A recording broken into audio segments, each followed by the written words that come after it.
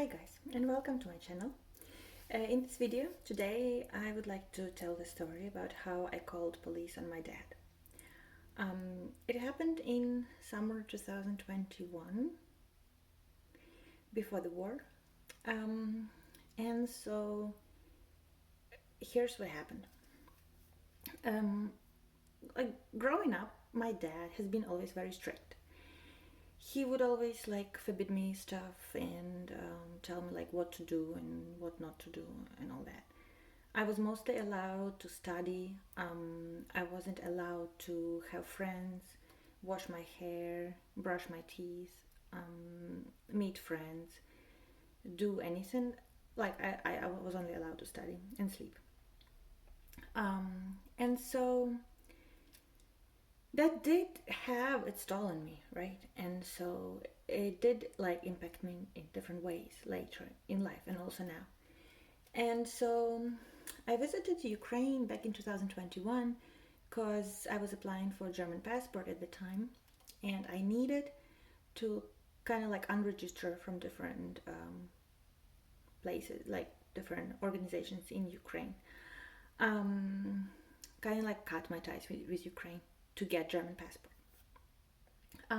And so my dad was helping me with that and everything was fine. And then there was a morning of the day when I was traveling back. So back, I lived in Germany at the time, so I would travel back to like Kiev, capital, and then go back to Germany. I would fly from Kiev. So on that day in the morning, my dad brought me coffee. And I did have a coffee, and I think it had something to do with it. Because, like, coffee affects me, it gives me a lot of anxiety, and I like that feeling sometimes. Like, I like this rush, caffeine, right? So, yeah, I had some coffee, and then basically our conversation was really, really like so simple and small that it's like, how would it ever lead to me calling police on him, right? It's just so basically the conversation went like that. He asked me to, so right now my dad is 65, I'm 30, so this happened like 3 years ago. So my dad, he said like, hey, take water with you. But he meant like from the freezer. And I had basically one small suitcase with me and one like small backpack with my documents and stuff. So I didn't want to take like a frozen water bottle because when when ice melts around the water, right, it would around the bottle, it would basically like be wet, so then my bag would be wet, and I don't want that because I have like my documents in it, and so I don't want like to have like a wet bottle in my bag, right, when it's condensate. So I told him like I would get water at the kiosk at the train station, and he was like, no, you can't do that. It's not possible. I'm like, it is possible. There are kiosks at the train station. So I basically told him no, right? And so then he was like, he was starting getting really angry, and he was like, there are water. There is no water there. You cannot get water there. And I'm like, I can. And then it happened. Like my heart started pounding, and my heart was jumping out of my chest because all the like childhood stuff and all that, it all got triggered. I don't know what it was, but like I got mad. I got so mad because him getting so extremely irritated about because of this little detail that everything has to be his way and all that. It really triggered me. So I got really, really angry.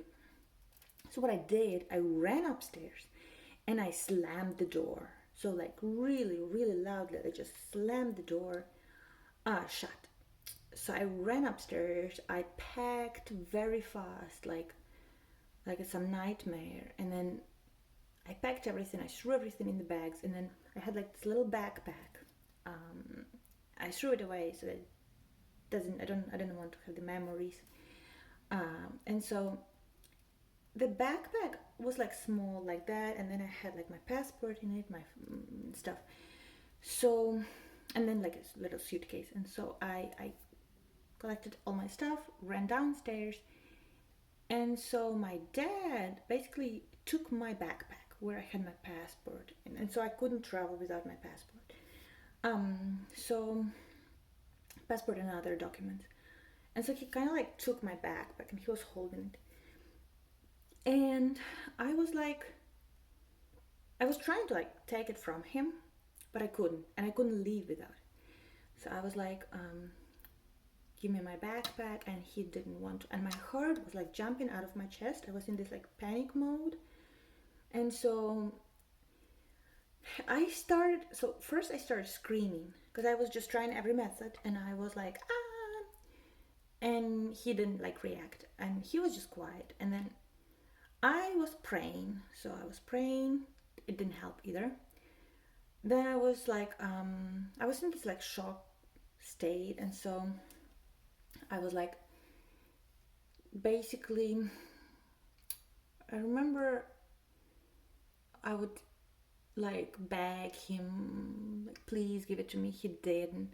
Then I would like threaten him, be like, you'll never see me again, and also didn't work.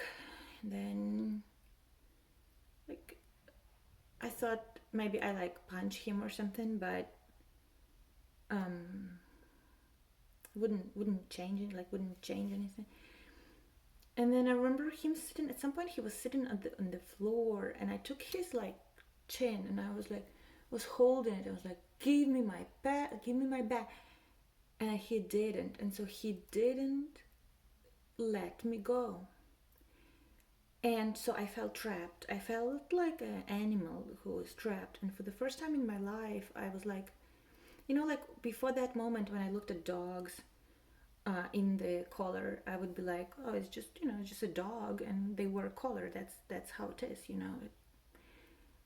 It is not okay. That is not. It doesn't matter. He's a dog, and so I felt trapped for the first time in my life. I couldn't leave because I couldn't leave without my passport, so I couldn't leave, and I felt trapped, and I felt so scared.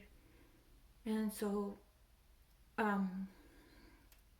we went like outside on the garden, but he still like kept my backpack, and so he wouldn't let me go. So that's when the good thing was, though, he did not take my phone. So the whole time I had my phone in my hand, and so I told him, please let me go, right, a million times. He didn't listen. I was like, well, then it occurred to me, like, I might call the police, and then they'll like come and like free me, right? So then I could go. And so he was like, just wait for a few hours, I'll bring you to the train station, then you can go to like Kiev and travel to Germany. But I had to leave. I had to run. Like, my heart was pounding. I was scared. I had to leave because all my childhood trauma, everything just came to the surface. And so I told him, like, please let me go, otherwise I'll call the police. And he's like, no. And so then I took my phone, and I was like, I repeated a few times. He didn't listen. Then I was googling for number of police in Ukraine, because I didn't know. I still don't know now. Like, I don't remember, like, police number Ukraine. So I googled. I was like, all right, then I'm calling. Like, please let me go. He's like, no. I think he was just like curious what I'm gonna do or something. The good thing, the best thing, though, he did not take my phone away. So he wasn't like mean, but like that. And so I took my phone, and then I started typing the police number. I'm like, I'm typing police number, let me go. No. Okay. Then I called. I entered the number. I called. I started the call. And then I told him, I'm calling, let me go. And he's like, no. Okay. Then I already was talking to them. I was like, hey, in Ukrainian. And then I'm like, please let me go. I'm calling already. He still did not let me go. I gave him many chances. So then I talked to police, and I'm like, my dad doesn't let me leave like the garden. I want to leave. Would you please like come here?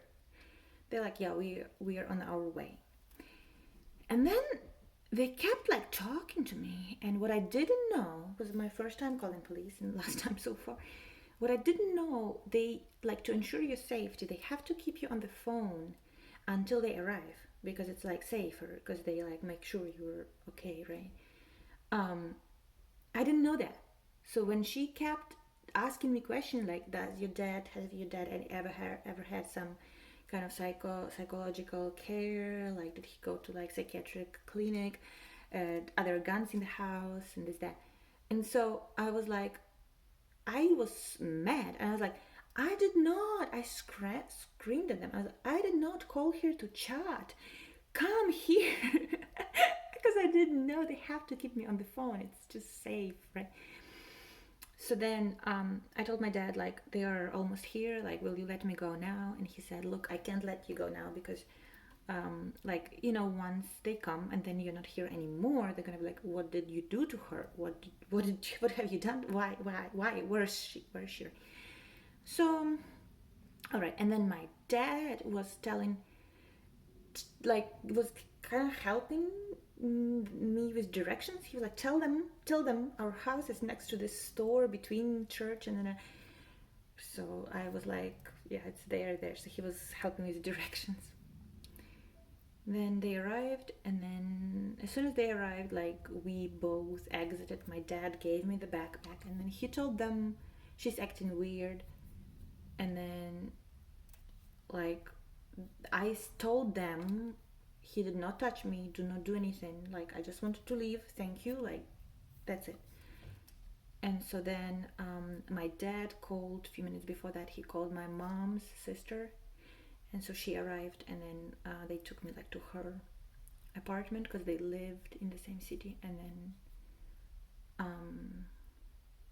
I took like train to Kiev. And I remember I was on the train station, and I was like looking around me all the time. I was just checking if he isn't there, if he is not following me. I was just so scared.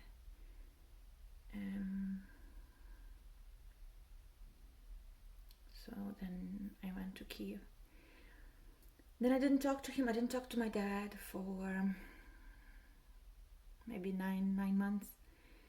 So the war started, and then I still didn't talk to him. And then I remember when there was bombing in Ivano-Frankivsk. It's a Ukrainian city in the west, close to where my parents live. I was really scared, and so I called my mom, and I was screaming like, why do you stay in Ukraine? You can leave, come here, come to Germany. This is suicide, you will die. Do you understand? I'll have to come and bury your bodies. Do not stay there. This is dangerous. Please come to Germany. And so that's when my dad took the phone and he calmed me down, because still there is no one who can calm me down as well as he can. And that was when I talked to him for the first time since that incident.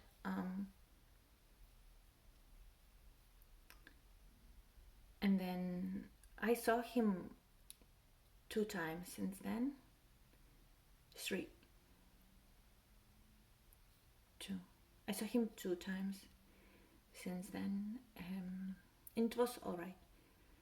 But I must say, it is like scary for me to see him alone like that.